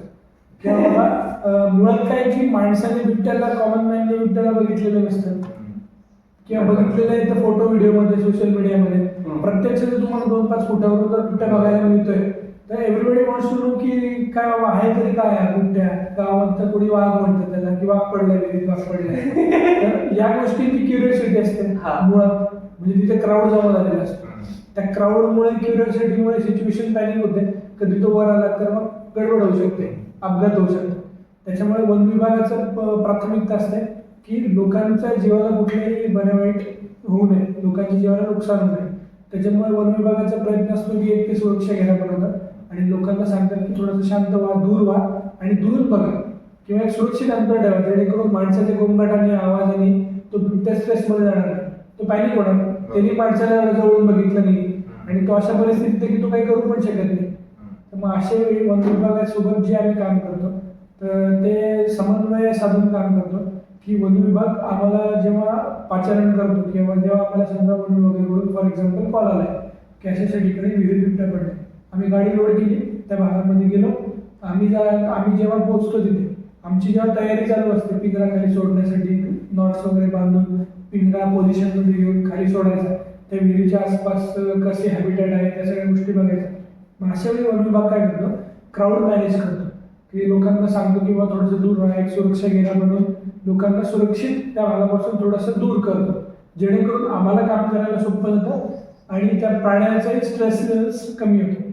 जेव्हा शांतता होते तोपर्यंत आम्ही पिंजरा खाली सोडून त्याला वर घेतो, त्याचं वर आल्यानंतर त्याला गाडीत ठेवतो, सुरक्षित झालं की तिथे समजा पाणी आहे त्याला हिटर वगैरे लावलेलं असतं गाडीत, जेणेकरून त्याचं बॉडी टेम्परेचर मेंटेन होईल. तोपर्यंत लोकांना त्या भागाबद्दल माहिती येतो की बाबा तुमच्या भागामध्ये बिबट्याचा वावर आहे, तर कुठल्या गोष्टींची तुम्ही काळजी घेतली पाहिजे. मग यामध्ये वन विभागाचा रोल खूप महत्त्वाचा असतो. वन विभागाचे कर्मचारी लोकांना माहिती देत असतात, त्यांच्याकडून माहिती घेत असतात की बाबा कधी झालं, काय झालं, किंवा तुमच्या एरियात आहे बिबट्या, तुमच्या शेतातच पडला विहिरीमध्ये, तर बाबा 8-15 दिवस आपली जी जनावरं आहेत तर ती गोठ्याच्या आतमध्ये ठेवा, बंदिस्त ठेवा. या सगळ्या गोष्टी पॅरलली होत असतात. आता ऑन कॅमेरा आपण ज्या बघतो तुम्ही सगळे की तुम्हाला टीम आली, 2 मिनिटात पिंजरा सोडला, 3ऱ्या मिनिटाला तो वर आला, लगेच तो संध्याकाळी वर गेला आणि जंगलात सोडला. 31 सेकंदाच्या पूर्ण रेस्क्यू ऑपरेशन होतं. पण मग ते प्रॅक्टिकली 1 ते 1.5 तास लागतो. म्हणजे तिथे पोहोचणं, त्या सगळं सेटअप लावणं, लोकांना समजून सांगणं, त्या बिबट्याला सुरक्षितरित्या वर काढणं आणि रात्रीच्या वेळेला पुन्हा त्याच्या सुरक्षित अधिवासात सोडणं, ते खूप मोठी प्रोसेस असते आणि हे वन विभागाच्या सहकार्याशिवाय किंवा मार्गदर्शनाशिवाय शक्य नाही. वन विभागाचं काय असतं की खूप चांगलं नेटवर्क असतं, लोकांसोबत बॉन्डिंग असतं आणि सगळ्यात मेन त्या भागाची माहिती त्यांना असते. आम्ही तिथे जातो, आम्हाला त्या भागातलं बॅकग्राऊंड माहिती नाही, त्या भागातलं बॅकग्राऊंड वन विभागाला माहिती असतं. वन विभागात तिथे लोकपरिचयाचे असतात. त्याच्यामुळे जेव्हा समन्वयातून काम होतं तर तेव्हा प्राण्याचा जीव वाचतो आणि नागरिकही सुरक्षित राहतात. त्याच्यामुळे आम्ही जेव्हा रेस्क्यू करतो त्याच्यामध्ये आम्ही नेहमी वन विभागाचे आभार मानतो, कारण वन विभागाच्या मार्गदर्शनाशिवाय आणि वन विभागाच्या मदतीशिवाय या गोष्टी शक्य नाही. सर, तुम्ही चिमणीपासून ते बिबट्यापर्यंत सगळ्या छोट्यातल्या छोट्या आणि मोठ्यातल्या मोठ्या प्राण्यांपर्यंत तुम्ही रेस्क्यू केलेले आहे. त्यामध्ये इन्स्टावर मी बऱ्याच तुमच्या सोशल्सवर पाहिले की तुम्ही सापांचे पण खूप रेस्क्यू केले. मला खूप कॉल्स पण येत असतात त्या बाबतीत. तर मग जसं की तुम्ही सापाचं तर एक कन्सेप्ट आहे नो टच रेस्क्यू म्हणून, जी तुम्ही वन विभागासोबत मिळून राबवली, तर तिच्याविषयी सांगा. कारण की जर पारंपरिक पद्धती जशा होत्या त्यामध्ये बदल कसा केला तुम्ही आणि लोकांमध्ये कशी जनजागृती केली त्याच्यावर?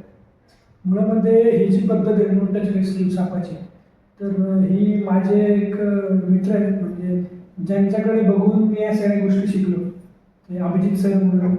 तर त्यांच्यामुळे आज जेवढं केवढं काम आहे तर सगळं त्या टीममुळे आहे. कारण वन्य प्राणी कसे असतात, काय असतात, कसं काम करायचं हे त्यांना बघूनच आम्ही सगळं शिकलो. त्यामुळे ही पद्धत मुळात ते वापरायचे आणि त्यांनी आम्हालाही शिकवली. आणि त्याच्या मागे अभिजित सरांचं खूप मोठं आहे की त्यांनी कशा प्रकारे प्राण्यांना हँडल करायचं, कशा प्रकारे त्यांना मदत करायची किंवा कशा पद्धतीने गोष्टी झाल्या पाहिजे हे मुळात आम्हाला शिकवलं. नो टच पद्धती मलाही माहिती नव्हती आधी, पण जसे मी दादांनी सांगितलं अभिजित दादांनी, तर तेव्हापासून आम्ही इथे आम्हाला राहायला गेलो आणि त्या पद्धतीने आम्ही एक गोष्ट नोटीस केली की याच्यामुळे प्राणी स्ट्रेसमध्ये जातात.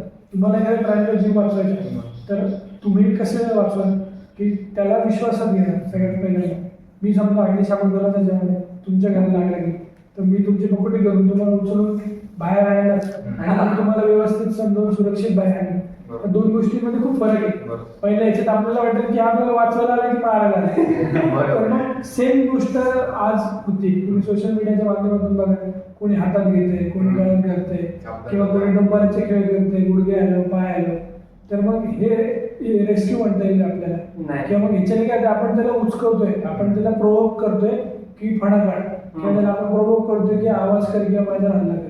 त्यामुळे याला रेस्क्यू म्हणता येणार नाही. कुठेतरी आपण काय करतो की आपली स्वतःची सेफ्टी कॉम्प्रोमाइज करतो किंवा ज्यांनी आपल्याला बोलवलंय की सापाला वाचवा, तर चुकून तो सुटला, कंट्रोलच्या बाहेर गेला तर आपल्या आसपासच्या लोकांची पण सेफ्टी आपण कॉम्प्रोमाइज करतो. आणि मुळात रेस्क्यू म्हणजे काय की 1% जरी कोणाला इंजुरी किंवा भीती वाटत असेल तर तो रेस्क्यू सक्सेसफुल नाही. बेसिक गोष्ट आहे. मग अशा वेळी नो टच पद्धतीचा उपयोगच असा की सापाला आपण स्पर्श न करता फक्त दिशा देतो आणि त्याला बॅगमध्ये घेतो कापडाच्या, जेणेकरून तोही कम्फर्टेबल राहील. त्यालाही असं वाटणार नाही की आपण त्याला कुठंतरी पकडलंय आणि त्याच्या मर्जीशिवाय पकडलंय. आणि ती पिशवी तेव्हाच उघडली जाते की जेव्हा तू निसर्गात सुरक्षित अधिवासात जातो. पिशवी उघडली, तू निसर्गात मुक्त. मग आपण इथे कुठे प्रदर्शन करत नाही किंवा गुडघा आलो, पाय आलो, खांद्यावर घे, हातावर घे. त्याचं कारण असं आहे की वन्य प्राण्याला माणसाचा स्पर्श हे नाही, कम्फर्टेबल नाही. उद्या माझ्या मर्जीशिवाय मला कोणी स्पर्श करत असेल तर मला आवडणार नाही. आणि सेम प्राण्यांचा आपला दूरपर्यंत कधी कॉन्टॅक्ट नसतो.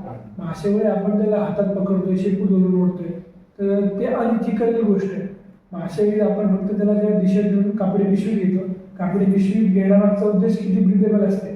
बरेच वेळा आपण बघतो प्लास्टिकच्या बरड्या, साप शीतरक्त असलेला प्राणी, कोल्ड ब्लडेड मध्ये जेव्हा आपण त्याला प्लास्टिकच्या बरणीत घेतो, प्लास्टिकच्या बरणीला आपण आपल्याला वाटतं होल पाडलं म्हणजे एअर पास होते. एअर पास होते म्हणजे त्याचं बॉडी टेम्परेचर मेंटेन राहते, तो गरम होतो. तुम्ही काय करा, तुमचा हात प्लास्टिकच्या पिशवीत बंद करा आणि रबर बँड लावा. तुम्हाला हाताला घाम यायला लागतो आणि तुमच्या हाताचं टेम्परेचर वाढतं. का बरं? कारण प्लास्टिक नॅचरल एलिमेंट नाही. त्याच्यातून भलेही हवा येत असेल जात असेल पण तो ब्रिदेबल नाही. तुम्ही एका पाण्याची टाकी धुवायला गेले, समजा खाली उतरले, तुम्हाला थंड जरी पाणी असेल तरी घाम उडतो. कारण तिथे ते बॉडी टेम्परेचर मेंटेनच होत नाही. आपण हॉट ब्लडेड असून आपले हे आले तर मग कोल्ड ब्लडेड प्राण्याला तुम्ही जेव्हा बरणीत बंद करता, भलेही बाजूने होल पाडा पण त्याचं बॉडी टेम्परेचर मेंटेन होत नाही ना. त्याच्यामुळे तो काय स्ट्रेसमध्ये जातो, त्याची चिडचिड व्हायला लागते आणि तो अनकम्फर्टेबल होतो. मग अशा वेळी तुम्ही त्याला 8-8, 9-9 तास, 4-4, 5-5 तास जेव्हा बाटलीत ठेवताय तेव्हा कुठेतरी आपण त्याला त्रास देतोय, त्याला टॉर्चर करतोय डायरेक्ट इनडायरेक्टली. तर मग अशा वेळी आपण ज्या प्लास्टिकची बरणी न वापरता कापडी पिशवी जी वापरतो ती ब्रिदेबल आहे, जी त्याच्या बॉडीच्या शेपनुसार हलते डुलते. आता मी प्लास्टिकची जार घेतली तर त्याच्यात त्याला फिक्स शेप, त्याला त्याच्यानुसारच सेट व्हावं लागतं. प्लास्टिक कापडी बॅगचं तसं नसतं. इथे ती ब्रिदेबल आहे, तो ज्या पोझिशनमध्ये जाईल त्या पोझिशनमध्ये बदलते आणि त्याच्यानुसार तिचा आकार फिक्स होतो. आणि सगळ्यात मेन ती कम्फर्टेबल आहे त्याच्यासाठी, बॉडी टेम्परेचरला किंवा बाकी गोष्टींना ती मॅच होते. त्याच्यामुळे सापाला जर तुम्हाला पकडायचं आहे तर नो टच पद्धतीमुळे एकतर त्याला कळत नाही की आपण त्याला त्याच्या मर्जीविरोधात पकडतो. दुसरी गोष्ट की त्याचं बॉडी टेम्परेचर किंवा त्याच्या शारीरिक गोष्टींसोबत आपण डवळडवळ करत नाही. आणि तिसरी गोष्ट माणसाचा आणि त्याचा संपर्क येत नाही, जसं स्पर्श होत नाही किंवा हालचाल होत नाही किंवा माणसाने त्याला दिसत नाही. बरणीमध्ये त्याला दिसत राहतात आणि तो काय करतो की त्या बरणीला तो मारत राहतो, पडापडत मारतो. त्याच्याने काय होतं की त्याचे सगळे हिट सेन्सर असतात सापाला समोर किंवा मग त्याची समोरची हे तोंड असतं तर ते जखमी होतं, कुठेतरी त्याला आपण इजा पोहोचवतो. आपल्याला गंमत वाटते ती, पण त्याच्यासाठी ते टॉर्चर आहे, ह्युमिलिएशन. तर मग त्याच्यामुळे नो टच पद्धत खूप गरजेची. आणि नो टच पद्धतीमुळे आपण जे मॉरल्स, इथिकल मॉरल्स आहेत आपले रेस्क्यूचे, ते सगळे त्याच्यात फॉलो होतात. सापाला दिशा देणं, त्याला स्पर्श न करता सुरक्षित कापडी पिशवीत घेणं, ती कापडी पिशवी जेव्हा तो निसर्गात जाईल तेव्हाच उघडणं आणि तो निसर्गात जाणं. म्हणजे माणसाचं आणि त्याचं कुठेतरी इंटरॅक्शन आलं का? नाही. त्याच्यामुळे माणसाच्या मनात त्याच्याबद्दल काही निगेटिव्ह इम्प्रेशन आलं का? नाही. हेच आपल्याला साध्य करायचं आहे. आम्ही जेव्हा को एक्झिस्टिंगचा कन्सेप्ट जेव्हा लोकांना सांगतो, प्राणी आज आपल्या आसपास राहायला शिकले पण आपण कुठेतरी प्राण्यांना ऍक्सेप्ट करत नाही. तर त्याच्या मागचं आहे की आपल्याला वाटतं की humans are superior than everyone, की सगळ्यात हुशार मीच, सगळ्यात मोठा डॉमिनंट मीच, हे माझंच आहे. आपल्याला वाटतं की आपण शेत घेतलंय तर या शेताचा मालक मी, पण ऍक्च्युली त्या शेताचा मालक आपण नसतो. आपण तर फक्त तेवढ्या तुकड्याचा मालक आहे. म्हणजे 4 इंच जमीन आपली, पण त्या 4 इंच जमिनीखाली काय ऍक्टिव्हिटीज होतात, तिथे रात्रीच्या वेळेला काय ऍक्टिव्हिटीज होतात. 10 वर्षांपासून 50 वर्षांपासून तो एलिफंट कॉरिडॉर आहे, तो कधी टायगर कॉरिडॉर आहे, कधी प्राण्यांचंही जाणं येणं करण्याचा तो एक रस्ता आहे. आज आपण मालकी घेतली, कंपाऊंड टाकली म्हणजे आपली तिथे मालकी झाली का? नाही. हजारो वर्षांपासून तिथे काळे बिटे जात होते, नीलगाई जात होते. आपण काय केलं, कुठेतरी त्यांना रेस्ट्रिक्शन आलं. मुळात मला सगळं विहिरीत प्राणी पडण्याचं कारण काय? त्यांना कळत नाहीत का? डेप्थ त्यांना कळत नाही किंवा त्यांना लक्ष देत नाही. बऱ्याच वेळा ऍक्सिडेंटली किंवा शिकारीच्या ह्याच्यात किंवा शिकार मागे लागल्यानंतर प्राणी पडतात. पण वर्षानुवर्ष जेव्हा एखादा पाथ असतो की ते पास होतं, म्हणजे आईने मुलाला सांगितलं असतं की समजा तुला अन्नाच्या शोधात कुठे जायचंय तर हा रस्ता आहे, हे काय करणार ॲनिमल आपले 5 रिसोर्सेस पुढच्या पिढीला फॉरवर्ड करत असतात. मग अशा वेळी जेव्हा आपण तिथे घर बांधतो, शेत बांधतो, कंपाऊंड बांधतो, अशा वेळी ते कन्फ्यूज होतात. आपल्या आईने आपल्याला लहानपणी दाखवलेलं की इथे पाण्याचा स्रोत आहे, पण इथे तर घरं दिसतात आहे. मग अशा वेळी प्राणी कन्फ्यूज होतो. आपल्याला वाटतं बिबट्या नाशिकमध्ये शहरात आलाय, बिबट्या तिथे येत होता, बिबट्या तिथे जात होता, शहर नंतर वसलंय, आपण तिथे त्याच्यामुळे तो कन्फ्यूज झालाय. आपण त्यांच्या एरियात गेले. आपल्याला वाटतं बिबट्या शहरात आला, भीतीचं वातावरण. बिबट्या तिथे आधीपासून राहत होता. उद्या जाऊन तिथे तुम्ही घर बांधले, अपार्टमेंट बांधले. आपल्या उल्कागिरीमध्ये पण जेव्हा तो बिबट्या आला बरोबर 2 वर्षापूर्वी, त्या बिबट्याचा तो जायचा याचा रस्ता आहे, त्याच्यानंतर जेव्हा तो नाल्यातून वर्षानुवर्ष पास होतो वॉटर बॉडीच्या अजून, आज काय आलं की तिथे 9 मजले अपार्टमेंट बांधलं, त्यांनी तो काय केला, नाला कव्हर करून टाकला आणि वर पार्किंग केली. मग कव्हर नाल्यामधून त्याला व्हेंटिलेशन मिळत नाही म्हणून तो वरून तेवढ्या भागातून वरून परत खाली चालला होता. मग अशा वेळी जेव्हा दिसला तेव्हा लोकांना वाटलं की शहरात बिबट्या गेला. तो तर किती वर्षांपासून तिथे येणं जाणं करत असेल, मला खूप नोटीस करते. मग या गोष्टी आपण हे केलं पाहिजे. प्राणी आज आपल्याकडे नाही आले, प्राणी वर्षानुवर्ष आपल्या भागात होते, कुठेतरी आपण त्यांच्या भागात घुसलोय. म्हणजे ठीक आहे, आपण त्यांच्या भागामध्ये घुसलोय, तो आता वेगळा पार्ट आहे, त्याला आपण परत रिव्हर्स करू शकत नाही, पण ॲटलिस्ट त्यांचा प्रेझेन्स आपण नाकारला नाही पाहिजे. आहे ना बिबट्या, ठीक आहे, काय अडचण नाही. आपण त्याच्यापासून सुरक्षित अंतर ठेवलं, त्याच्यापासून सुरक्षित राहण्यासाठी जेव्हा वन विभाग आमची टीम ज्या उपाययोजना सांगते त्या ठेवल्या, तर त्याच्यानं आपला संघर्ष होणार नाही. सहजीवनासाठी सोपं आहे आणि बऱ्याच ठिकाणी असं सुरू झालं आहे. मग कुठेतरी आपण या गोष्टी ॲडॉप्ट करायला पाहिजे, असं त्यांनी ॲडॉप्ट केलं. तर हा एक मेजर मेसेज असू शकतो. तर आमची टीम सुद्धा तुमच्याकडून अनेक गोष्टी जाणून घ्यायला खूप उत्सुक आहे आणि त्यांचे काही क्वेश्चन आहेत ते मी तुम्हाला विनंती करतो की त्यांचे क्वेश्चन सुद्धा सॉल्व्ह करून द्यावे.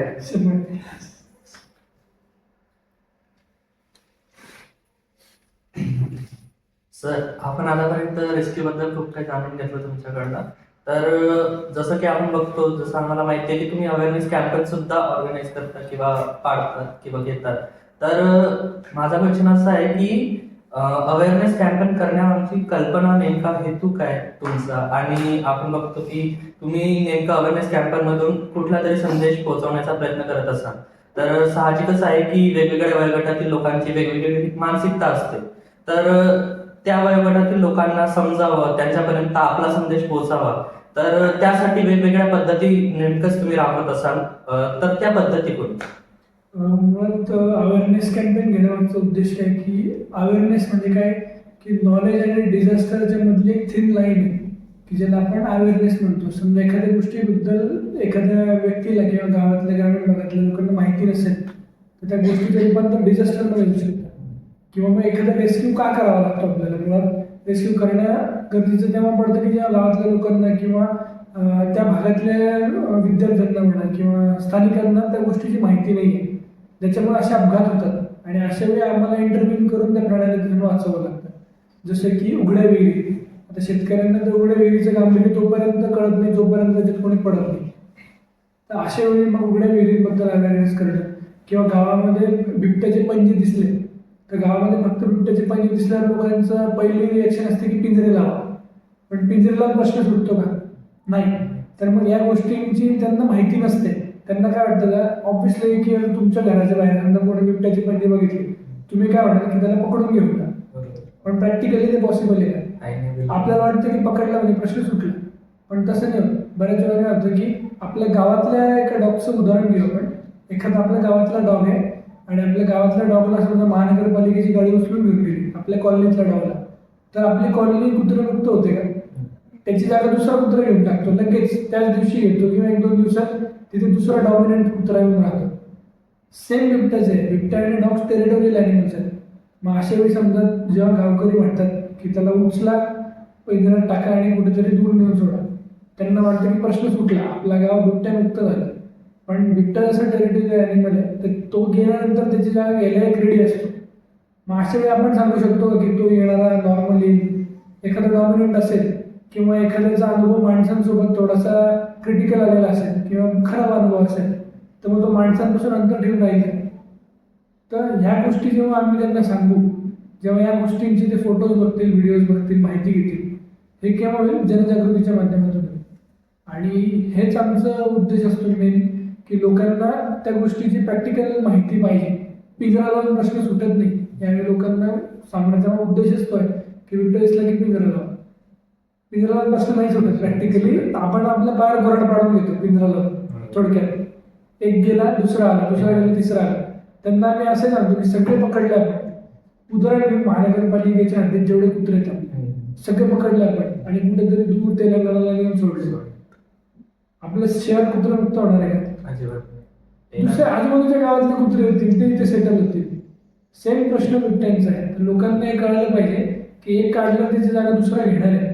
त्याच्यामुळे पिंजरा लावून किंवा त्याला पकडून कुठेतरी प्राणी संग्रहालयात टाकून असं होत नसतं.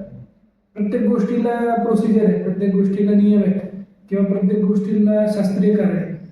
तर ह्या गोष्टी लोकांपर्यंत पोहोचवण्याचं काम जनजागृतीने होत असतं. मग अशा वेळी या गोष्टी आपण लहान मुलांना सांगू शकतो का? या गोष्टी शेतकऱ्यांना जे डेली फेस करतात हे प्रॉब्लेम, त्यांना आपण या माध्यमातून सांगतो. मग विद्यार्थ्यांना काय सांगावं लागतं की विद्यार्थ्यांना बिबट्या बघितला की आनंद वाटतो, क्युरिओसिटी वाटते, उत्साह असतो. तर मग अशा वेळी बिबट्या आपण समजा मुलांना विचारलं की कुठे राहतो बिबट्या, सगळे काय म्हणतात वाघ कुठे राहतो, सगळे ओरडतात की जंगलात राहतो. पण आजकाल जंगल राहिली आहेत का? हे लहान मुलांना हे नाही माहिती की जंगल तोड होते, वृक्ष तोड होते, की आपल्या भागात तो येतो का बरं. ते काय बघतात पेपरला बघतात की बिबट्याने माणसावर हल्ला केला म्हणजे बिबट्या विलन आहे. पण प्रॅक्टिकली बिबट्या विलन आहे. तर या गोष्टी आपण लहान मुलांना सांगतो की बिबट्या शेतात न राहता, बिबट्या जंगलात न राहता तो आता कुठे राहायला लागलाय, माणसाच्या आसपास राहायला लागलाय. मग असं कसं की लोक म्हणतील की लहान मुलांना प्रश्न पडणार, लहान मुलं म्हणजे काय प्रश्नांचं भांडारच. त्यांना लगेच पुढचा प्रश्न काय येतो की बाबा असं कसं की बाबा आपल्या घराच्या आसपास तर मी बघितलं नाही कधी. मग बिबट्या रात्री निघतो किंवा मग बिबट्या आपल्या घराच्या आसपास कुठल्या कारणांनी येतो, आपल्या आसपास तो मुळात राहतोच का बरं आहे. मग जंगल नष्ट झाली, मग त्यांचा अन्नाचा तुटवडा आहे किंवा मग तो भक्ष्याच्या शोधामध्ये येतो. मग या गोष्टी जेव्हा लहान मुलांना आपण सांगतो ते त्यांना त्यांच्या कलाने आपल्याला सांगावं लागतं. आपल्याला एक लहान मुलंच बनावं लागेल लहान मुलांना सांगण्यासाठी. आपण त्यांना टेक्निकल गोष्टी नाही सांगू शकत. मग अशा वेळी आपण त्यांना त्यांच्या माध्यमातून सांगतो. जी वयस्कर मंडळी आहेत त्यांना वेगळ्या माध्यमातून सांगावं लागतं. वयस्कर मंडळी म्हणजे काय की त्यांचं ऐकण्याची आणि समजून घेण्याची लिमिट एक वेगळी असते, तर त्यांना त्या कलाने सांगावं लागतं. मग जनजागृती अभियान लहान मुलांपासून वयोवृद्धांपर्यंत जेव्हा आम्ही पोहोचतो त्या लोकांपर्यंत, त्या प्रत्येकाचे पॅटर्न्स ठरलेले आहेत किंवा मोड ठरलेले आहेत आणि ते पण परिस्थितीनुसार. तुम्ही एखाद्या गावात गेलेत की जिथे एखाद्या माणसाचा मृत्यू झाला बिबट्याच्या हल्ल्यामध्ये किंवा वन्य प्राण्याच्या कुठल्याही घटनेमध्ये, तर तिथे तुम्ही जनजागृती नाही करू शकत. लोक तुम्हाला फटकेच देतील ते. बरोबर. कारण ज्याच्या घरातला माणूस गेल्यास तिथे आपल्याला नाही बोलता येत. पण अशा वेळी तिथे आपल्याला वेगळ्या माध्यमातून अप्रोच करावं लागतं. प्रत्येक गोष्टीला म्हणजे सिच्युएशनल डिपेंडन्सी आहे की ती परिस्थिती बघून तुम्हाला तसे निर्णय घ्यावे लागतात. आणि जनजागृतीसाठी ते एक मोठं कारण आहे. आपल्या शहरामध्ये जेव्हा उल्कानगरी बिबट्या आला होता तर तेव्हा आम्ही आपल्या सिटीतली काही शाळा नव्हती की आम्ही तिथे पोहोचलो नव्हतो आणि लोकांना बिबट्याबद्दल माहिती दिली नव्हती. तेव्हा लहान मुलांना कळालं सगळ्यात पहिल्यांदा की बिबट्या उसात राहायला लागलाय. आणि शहरातल्या लोकांचा आणि प्राण्यांचा संबंध येत नाही.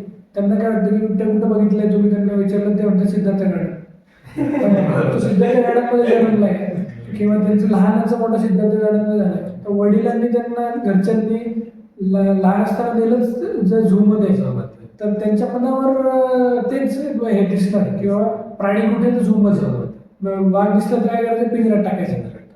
तर मग हे मुळात खोडून काढायचं काम किंवा त्यांच्या मनात जनजागृतीचं काम आम्ही करतो. किंवा बिबट्या म्हणजे पिंजरा नाही, वाघ म्हणजे पिंजरा किंवा झू नाही, तर वाघ म्हणजे बिबट्या म्हणजे हे जंगलात राहायचे. आता जंगलं नष्ट झाली तर ते आपल्या भागात राहायला लागले.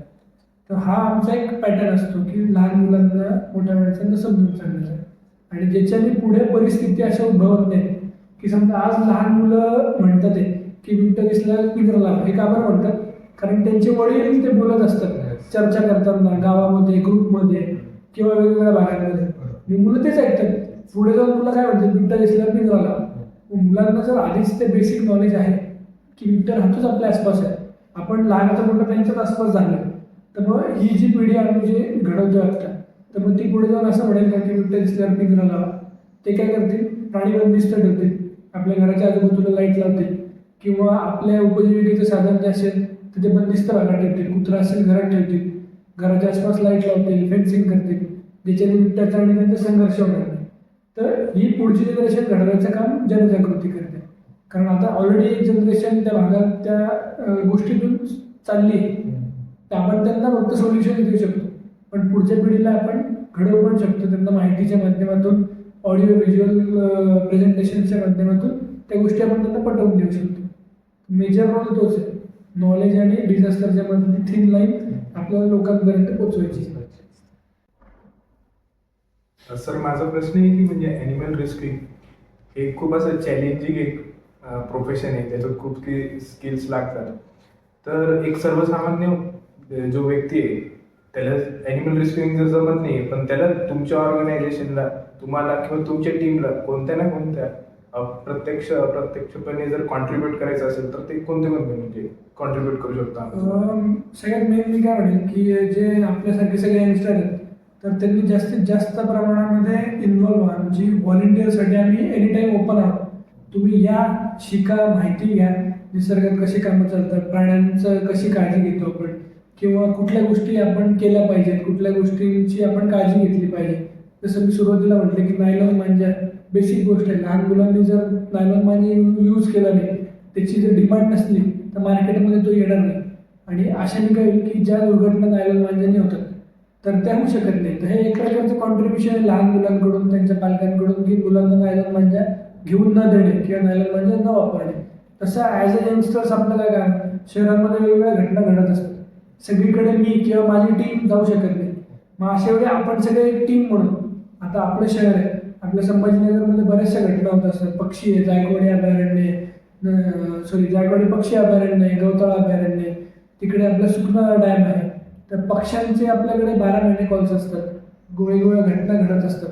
मग अशा वेळी ॲज अ आपण जबाबदार नागरिक म्हणून जरी आपण एकत्र आलो, आता तुम्हाला या गोष्टींची माहिती केव्हा होईल, जेव्हा तुम्ही यायला सुरू करा, तुम्ही डेली यायला लागले, व्हॉलेंटिअर करायला लागले, व्हॉलेंटिअर प्रोग्राममध्ये तुम्ही ॲड झाले, जॉईन झाले. बऱ्याच वेळा समजा तुमच्या भागामध्ये कुठली घटना घडते, एखादा पक्षी तुम्हाला दिसलाय, तो घरट्यातून खाली पडलाय, तर मग तुम्हाला आयडिया आहे की त्याला योग्य व्यक्तीपर्यंत पोहोचवायचं आहे किंवा योग्य ठिकाणी त्याला आपल्याला सुपूर्द करायचं आहे, जेणेकरून त्याचा जीव वाचतो.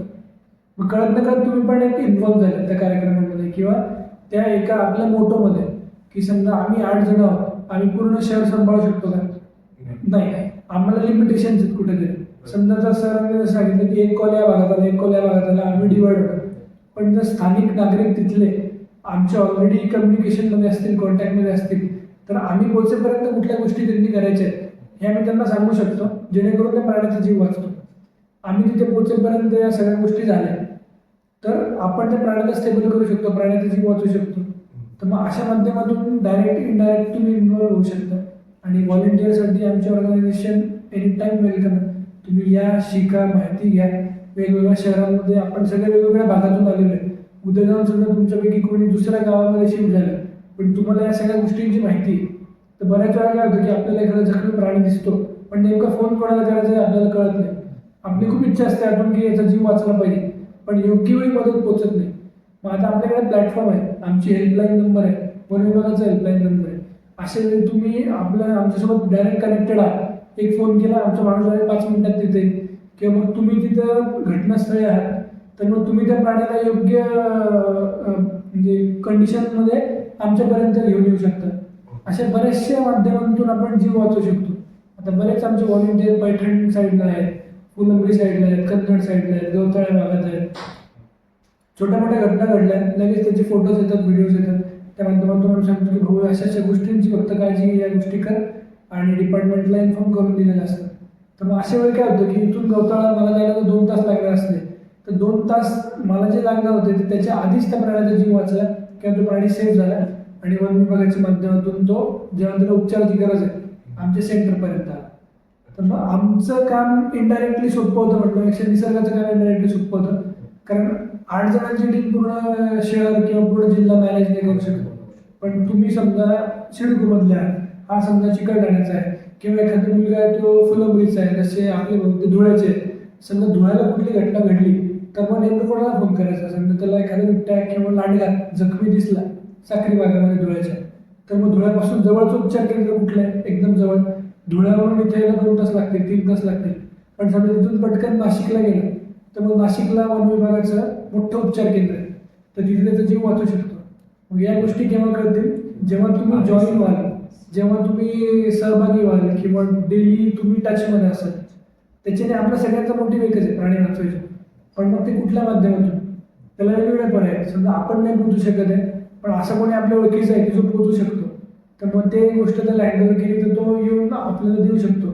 किंवा योग्य डॉक्टरांना, तर मी इथे पोहोचू शकत नाही, एखाद्याची गाय, बैल किंवा एखाद्याचा डॉग आजारी आहे किंवा एखादा वन्य प्राणी आहे की तो जखमी आहे, पण त्याला शहरात घेऊन यायची गरज नाही, तिथेच जर त्याला प्राथमिक उपचार मिळाले तर त्याचं काम होऊ शकतं. मग असे मी डॉक्टर पाठवू शकतो इथून की आमच्या असे डॉक्टर येतात आहे, त्यांच्याशी संपर्क करा, तुम्हाला नंबर शेअर झाला, डॉक्टर तिथे पोहोचले. आता आम्ही सिटी लेवलला काम करतो, तर सगळे रुरलचे डॉक्टर आमच्या कॉन्टॅक्टमध्ये असतात. स्थानिक डॉक्टर येतात, उपचार करतात, चालले जातात. मग अशा वेळी वेळ कमी होतो, वेळ कमी लागतो, योग्य वेळी योग्य ठिकाणी मदत पोहोचते. याच्यासाठी व्हॉलेंटिअरिंग एक मी म्हणतो की ऑर्गनायझेशनचा एक मेन पिलर आहे की व्हॉलेंटियर्स, आणि त्याच्यात आपल्यासारखे यंगस्टर्स जेवढे जास्त इन्व्हॉल्व होणार तेवढं आपल्या सिटीसाठी, आपल्या निसर्गासाठी काम जास्त होणार. सर, आपण पाहिलं की जे भटके कुत्रे असतात ते अनेकदा लोकांना चावा घेतात, त्यानंतर परत त्यांच्यापासून रेबीज सारखे रोग होऊ शकतात आणि अगदी त्यांचा नख सुद्धा हानिकारक होऊ शकतो. मग अशा वेळेस दिल्लीमध्ये सुप्रीम कोर्टने एक रूल पास केला, रिमूव्हल ऑफ स्ट्रे डॉग्स. मग त्याविषयी आपलं काय मत आहे? कसं झालंय की जे माहिती आपण सुप्रीम कोर्टापर्यंत गेली किंवा मग ज्या माहितीच्या आधारावर त्यांनी हे निर्णय घेतले, तर कुठेतरी ते रिवाईज व्हायला आले. म्हणजे आता मी स्वतः जवळपास 15-16 वर्षांपासून स्टे डॉग्सला बघत आलेलो, तर डेफिनेटली त्यांची संख्या वाढत चालली किंवा त्यांच्यापासून न्यूसन्स क्रिएट होते असं आपल्याला वाटते, साहजिक आहे. पण त्याच्या मागची कारणं कुठेतरी आपण जबाबदार आहे. मला सांगा, आपल्या शहरामध्ये आपलं सॉलिड वेस्ट मॅनेजमेंट किती प्रमाणात आहे? तुम्ही कधी असं ऐकलं का? सिंपल, आपल्या शहरातली सगळ्यात स्वच्छ ग्रामपंचायत पाठवला की तिथे आदर्श ग्रामपंचायत म्हणून बरेच अवॉर्ड मिळाले. त्या गावामध्ये भटके कुत्र्यांनी कुठल्या गावातल्या माणसाला चावा घेतला अशी घटना आपण कुठे बघितली का? नाही. त्या भागामध्ये बिबट्याचा अवॉर्ड येते आपण ऐकले नाही. कारण मग काय की त्या ग्रामपंचायतीने सॉलिड वेस्ट मॅनेजमेंट एवढी जबरदस्त केली आहे की ओला कचरा किंवा जो आपला नॉनव्हेजचा जो वेस्ट आहे ते त्या रस्त्यावर किंवा रस्त्याच्या कडेला पडतच नाही. त्याच्यामुळे त्याच्यावर फीड घेणारे प्राणी, ओल्या कचऱ्यावर फीड कोण घेतं? स्टे डॉग्स किंवा मग गावातले डुकरं.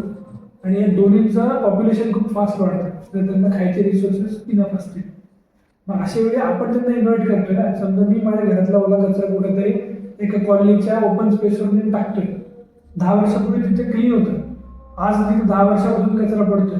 मग कुत्र्यांच्या, बाकी प्राण्यांचे जनरेशन त्याच्यावर फीड घेतात, त्याच्यावर त्यांचं प्रजनन होतंय आणि त्याच्यामुळे या सगळ्या गोष्टी क्रिएट होतात.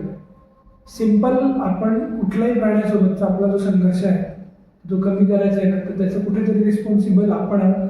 वेस्ट मॅनेजमेंट आपण केली. आजही आपल्या शहरामध्ये काय की नॉनव्हेज विक्रेते जे आहेत, जे चिकन शॉप्स आहेत, मटन शॉप्स आहेत, तर ते काय करतात, सिटीच्या बाहेर कुठल्या तरी पुलाच्या पाशी गाडी रिव्हर्समध्ये लावतात आणि कचरा टाकून देतात.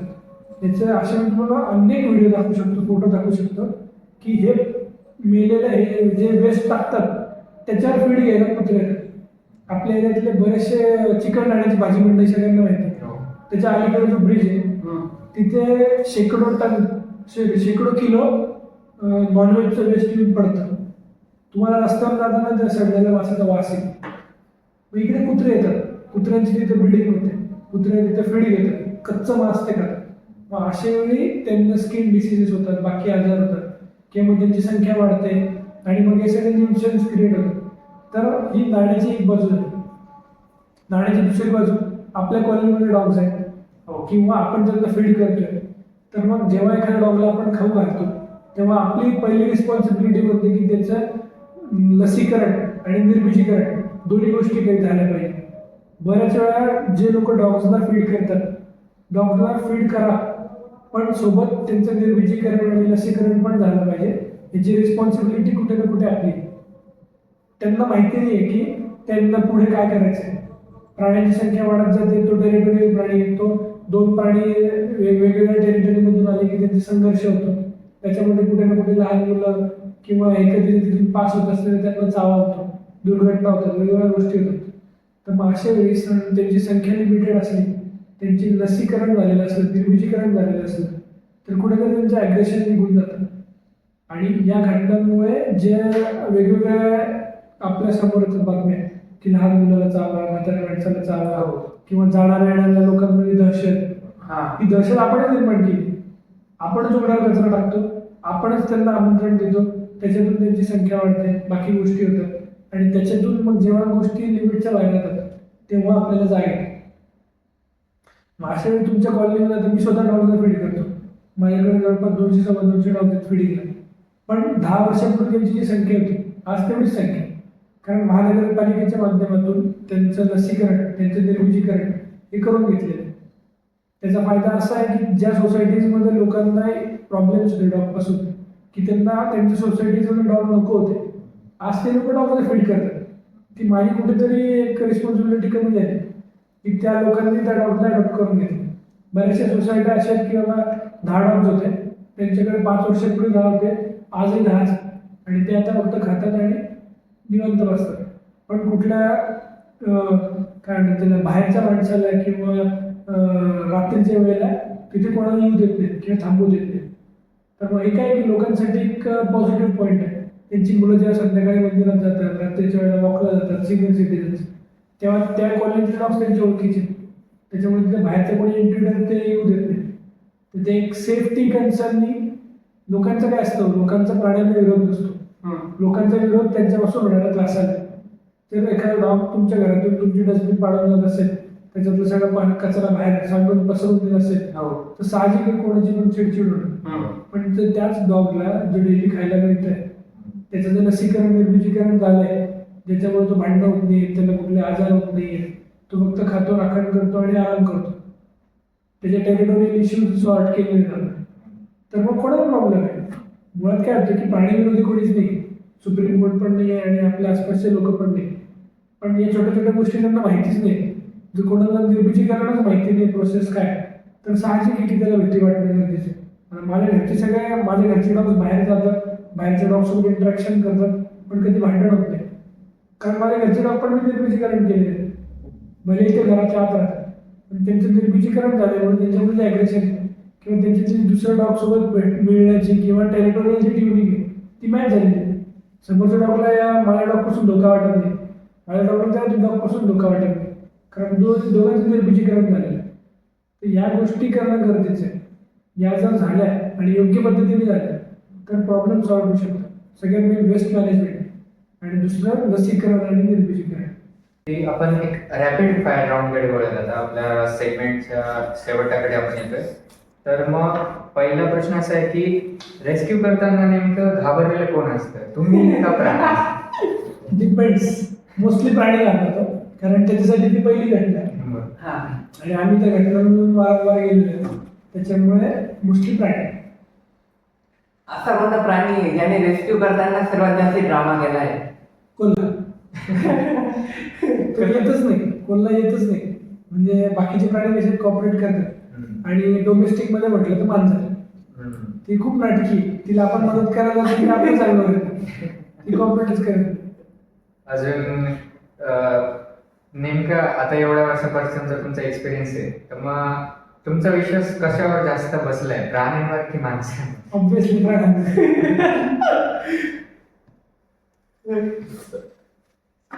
सर, असं कधी झाले का तुम्ही रेस्क्यू करायला गेले आणि त्याच ठिकाणी तुमचाच रेस्क्यू करावा लागला? सुरुवातीला झालं होतं एकदा, आपल्या एअरपोर्टचीच घटना आहे. आपल्या एअरपोर्टला एक विहीर आहे, पडीक विहीर आहे. तर तिथे एक कुत्र्याची पिल्लं पडले होते विहिरीमध्ये. तर ते आम्ही काढत होतो. कुत्र्याची 3 पिल्लं आम्ही वर काढल्या आणि वर येताना म्हणजे जे दगड पडतात वर, तेव्हा काय खूप इनिशियल स्टेज होती, मी 11वी-12वी होतो, तेव्हा आमच्याकडे फक्त दोरी होती. तर तेव्हा हेल्मेट्स नव्हते, काही रेस्क्यू गिअर नव्हतं. तर मग अशा वेळी वरून एक दगड पडला डोक्यात आणि डोकं फुटलं तुम्हाला. तर मग अशा वेळी असं झालं की जो वर मला दूर धरून होता, तर ते रक्त वरून तो चक्कर पडला आणि माझंच मला वर नव्हतं.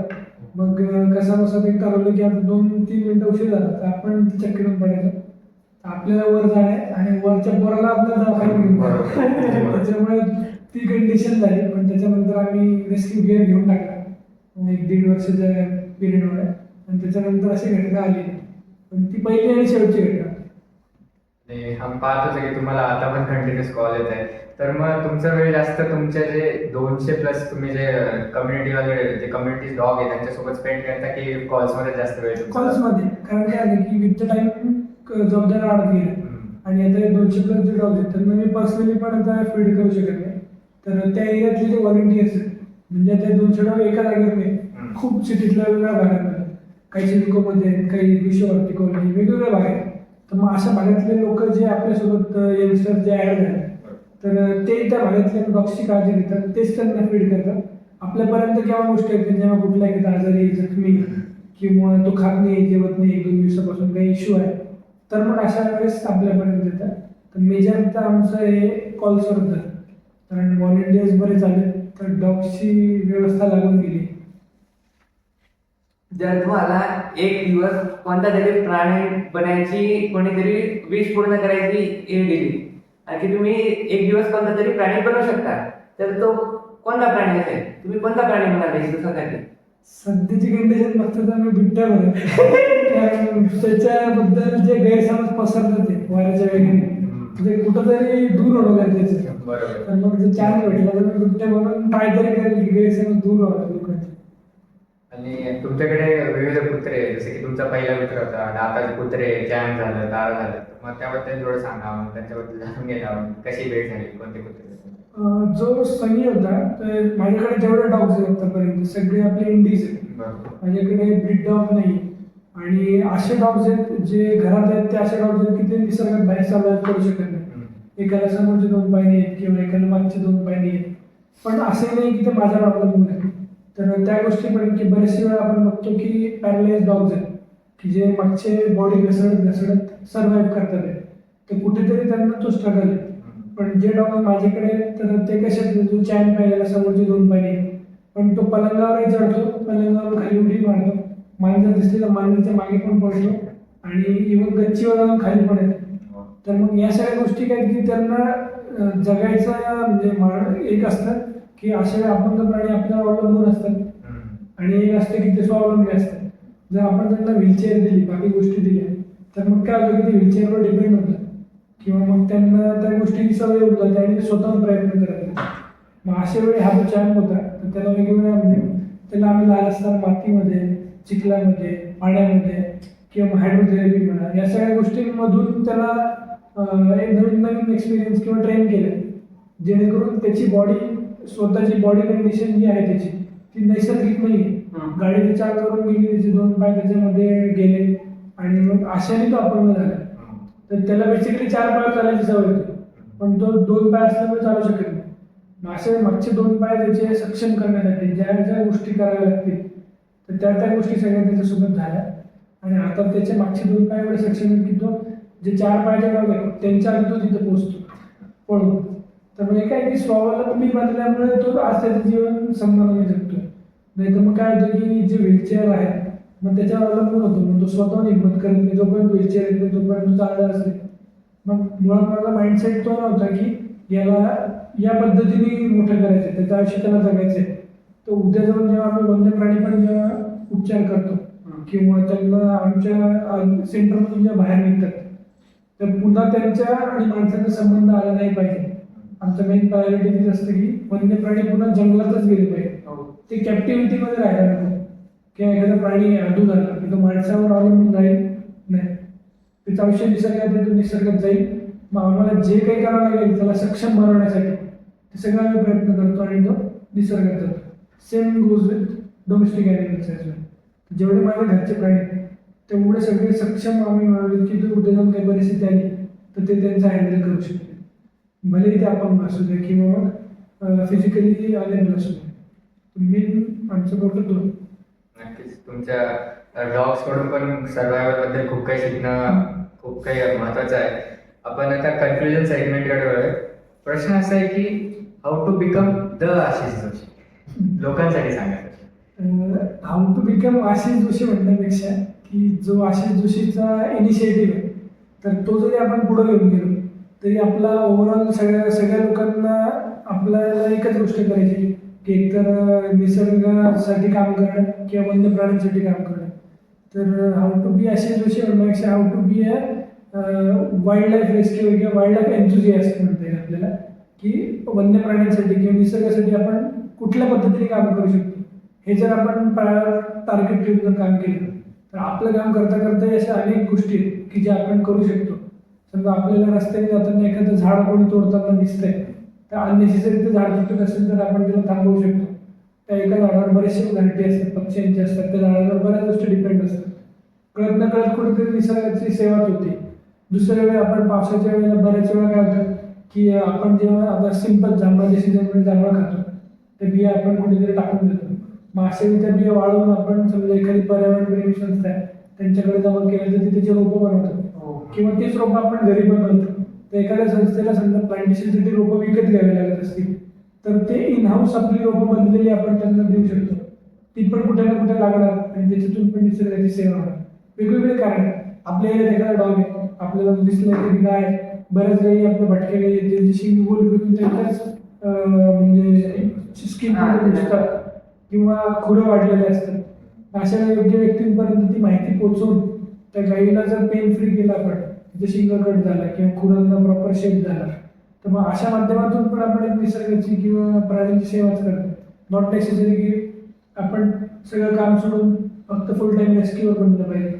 छोट्या छोट्या गोष्टीतून आपण या गोष्टी पुढे जात असतो.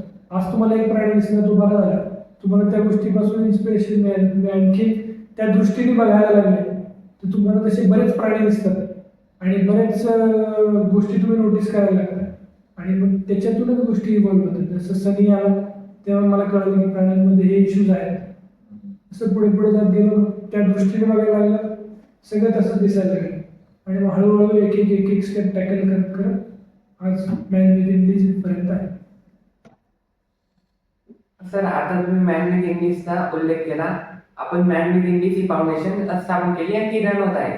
मग man with Indies he foundation लोकांबरोबर काय शेअर करू इच्छिते?